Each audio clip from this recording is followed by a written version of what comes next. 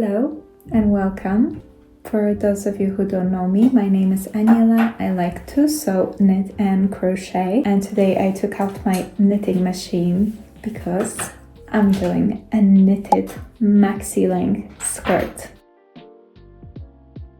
I actually did 2 panels of the skirt last week and it turned out way too long. So yeah, I unraveled it and today I did all the corrections to my pattern. I'm going to hope for the best. I was still debating on the design of the skirt, even though I wanted it to be like very simple. I was deciding on whether to do it like straight and then decrease for the waistline. First I thought I wanted to end on my waist, so the waistband was exactly at my waist, but then I decided that I actually wanted a little bit lower, so maybe like mid-hip, like a mid-rise skirt. So yeah, that's what we're doing. At the end, I also decided to decrease all the way from the bottom until the top because I feel like this is going to be so much more comfortable to wear than just a straight column skirt. So yeah, hopefully it won't take too long. I already spent like 4 hours maybe on the first panel and 3 something for the second, which is not a lot, but counting that now I am doing it shorter, I feel like I can manage in 5 hours. Maybe 2 panels. We'll see. So first I'm going to cast on, and I'm casting on a 147 stitches. Wait, it's something. I have all my calculations on this piece of paper because this is all I have here. Yeah, so these are the sketches for the first attempt. Now I'm going to proceed with these little instructions. 146 stitches I have to cast on. Let's go.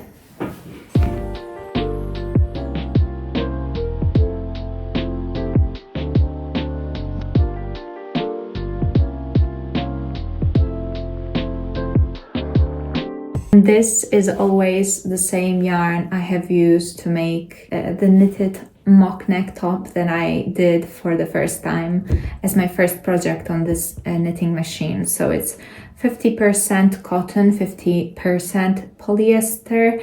It's Kokonek, it's in white, and yeah, it is just 3 strands of thread not twisted together.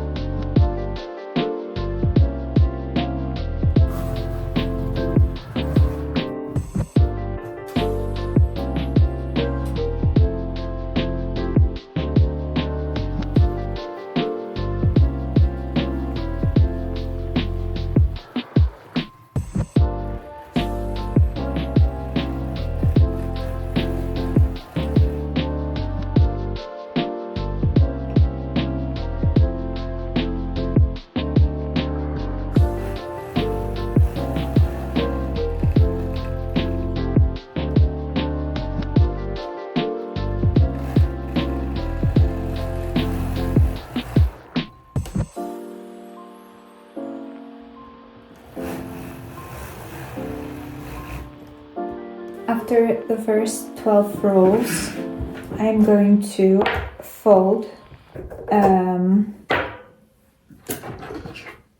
the knitted piece and create like a folded edge so it doesn't roll as much. I think I messed up one stitch here and something went wrong here.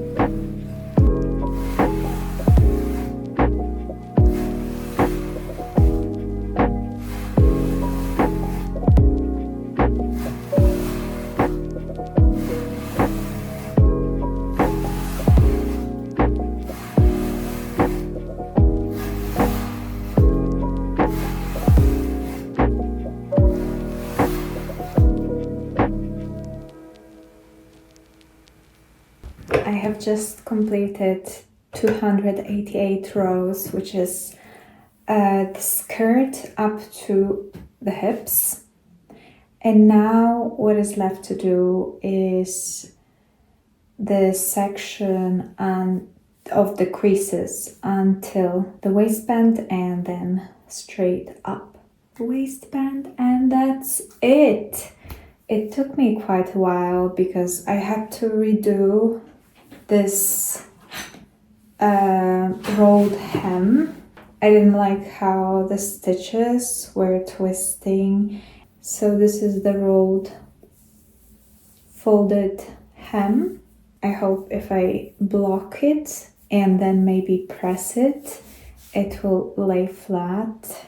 I feel good about it. This time I'm not sure if the width is correct. It feels a little bit small, but if it's like 1 centimeter too small, I can always do the second panel wider. If I stand next to it, it hits right at my hip to my ankle, so the length seems just right. And yeah, let's keep knitting.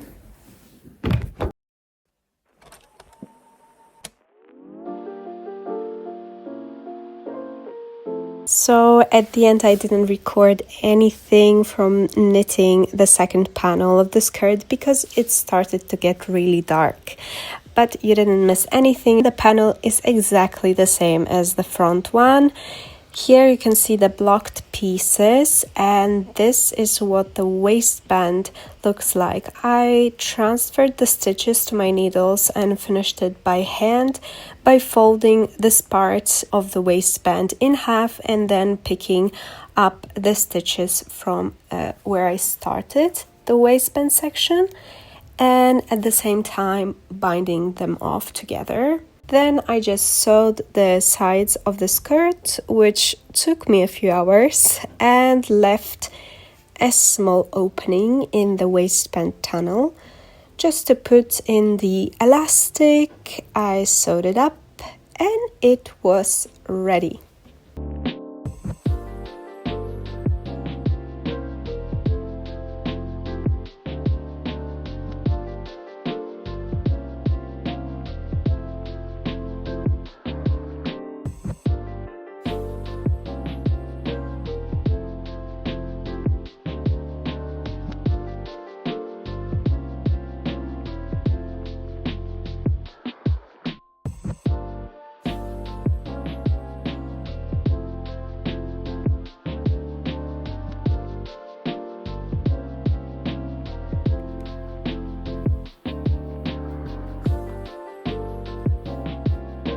Okay, we have reached the end of this video. So here's the finished piece. The skirt is looking perfect. I love it.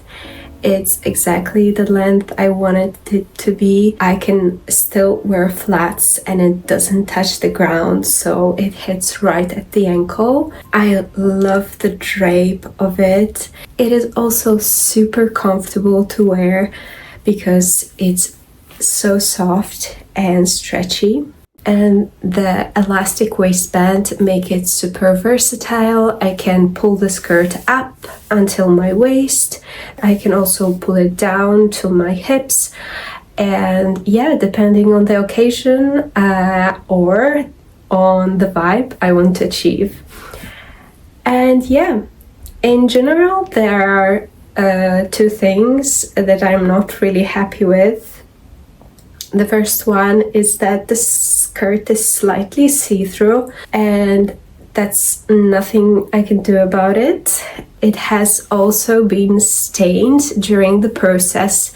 My machine probably had some oil stuck inside the carriage that while I was changing the settings, stained the thread. I tried to take it out by detergent that is supposed to remove any type of stains. Unfortunately, it is still very visible.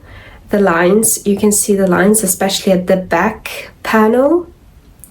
I will still try to fix it.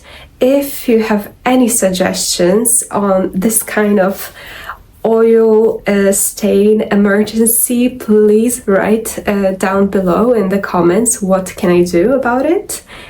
And yeah, I really hope you have enjoyed watching this video, and if you did, you can check other videos on my channel, and I hope to see you soon. Bye!